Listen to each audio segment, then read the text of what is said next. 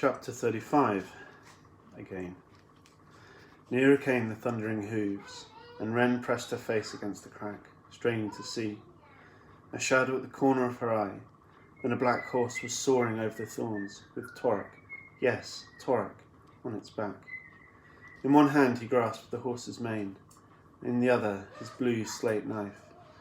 His dark hair flew, and his face was stern and intent on Thiazi. The mare's hooves struck the ground, raising spurts of ash, but Torok clung on, his eyes never leaving the oak mage. He stood silent, tapping his whip against his thigh. The mare snorted and tossed her head. Torok jumped from her back, staggered, but stood firm. The mare flicked up her tail, leapt the thorns again, and her hoofbeats faded to nothing. Wren heard the crackle of the fire and the settling of ash. She ground her cheeks against the unyielding wood. "No, Torok, he'll kill you," she wanted to scream. With unhurried ease, Thiazi cast off the mantle. Beneath it he wore the hides of many hunters, fox, lynx, wolverine, bear, and their strength was his strength, and from his belt hung his massive knife, its edge stained dull red from many kills.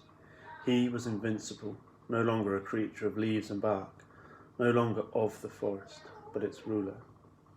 Torok stood glaring at him. "Where is she?" he shouted. "Where is she?" panted Torok. He was exhausted. His legs were trembling. It was a struggle to stay on his feet. The oak mage faced him through the smoke, huge, silent, in control. Torok could see no sign of Wren, only the pine trunk ladder against the blighted oak and the horror of the stake. "This is what you wanted, isn't it?" he demanded. "You wanted me. Well, here I am. Let her go."